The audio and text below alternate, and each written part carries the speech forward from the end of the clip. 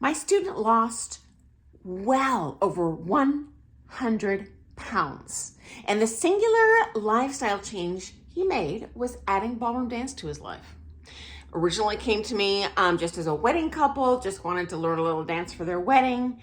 Found he really loved it, got into competing even though his wife didn't. And over the years, he gradually lost a boatload of weight. I mean, I'm talking like 150 pounds, not a little bit of weight, okay? And I've seen this over the course of my ballroom dance career, been 40 years in this industry, repeatedly with students. And I would love to see an empirical study of the effects on ballroom dance on body composition. I don't even care about weight. I'm really more worried about fitness and like percentage of body fat, percentage of muscle, this sort of thing. Because I do feel weight can be very misleading.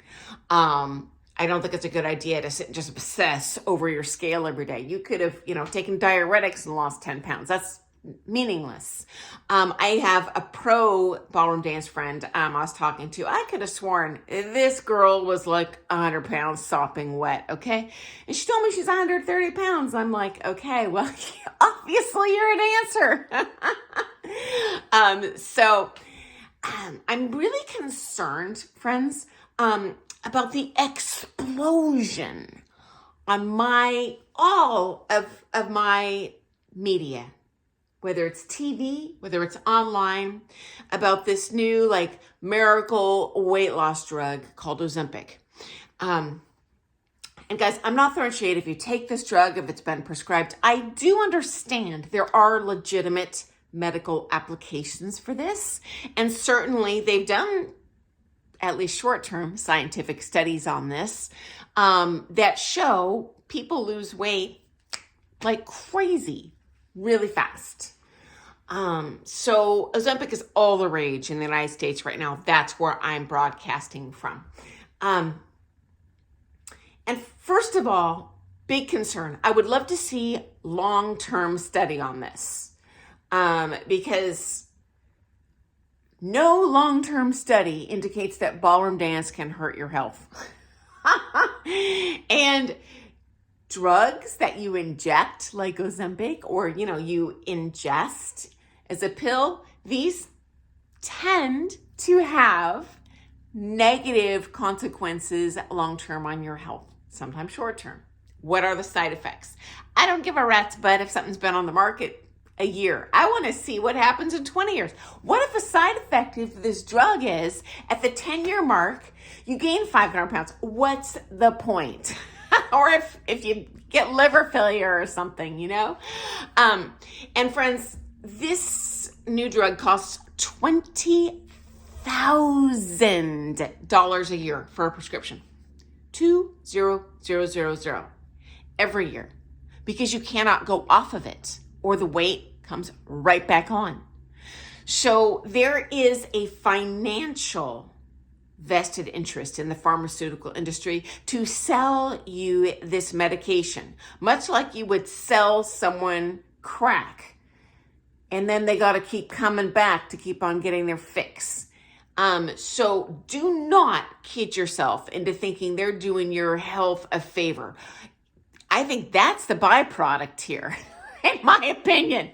Also, guys, did you know, at least in the United States, 75% of the television ad revenue comes from pharmaceutical, the drug industry, the legal drug industry. I think legal drug industry would be a better description than pharmaceutical industry, because it is a money-making opportunity. I see fabulous benefits to drugs. Don't get me wrong. Thank heavens I was born in, this century. Drugs do keep us alive longer. But my concern is, I see like in social media, like influencers, first of all, they look like a supermodel to begin with. And then they take Ozempic and like, oh, I lost a bajillion more pounds. Like, what's the point? And I realize there is a temptation for a real quick fix. And I work for ballroom dance competitors because there is When you get to that championship level, certainly as a pro, this like social pressure, to lose weight. And certainly as a pro dancer, even if you're just teaching, you're retired, physically, you cannot usually maintain a long-term ballroom dance career unless you're thin, just because of the impact on your joints and your body. It's not that people wouldn't take lessons with you. As a matter of fact, I've seen some pretty overweight male pros do really well in Pro-Am because the most of the competitors are not super skinny. And I do find it's ridiculous, but there are many ladies that get into ballroom dance. They're like, well, I don't want to dance with someone that I look big next to. Okay. People are looking at you dancing on the floor, not on your body, first of all. But you know what? If that makes you feel better, find, a pro that's a little bit heavier build. If that makes you feel better and dance better on the floor, hey, go for it. I just, as a long-term pro, do not see that as affecting your results one iota. Again, I'm not throwing you under the bus if you're taking this drug. I just want to caution you.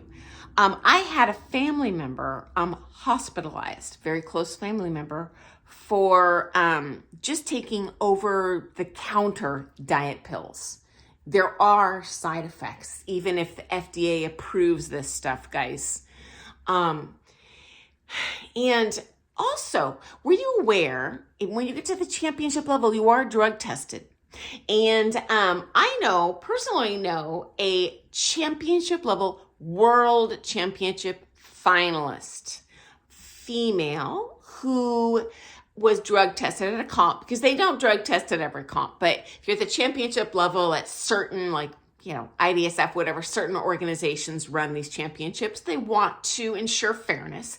They drug test people. And it's not everyone. I don't know how they pick, but they just randomly draw a name. I don't know how many names they draw. It's not something we really talk about. But drew her name.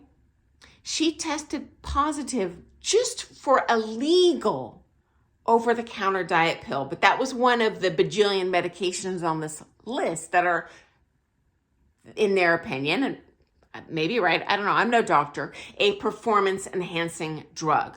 So I doubt Ozempic is on these lists right now just because it's so darn new to the market.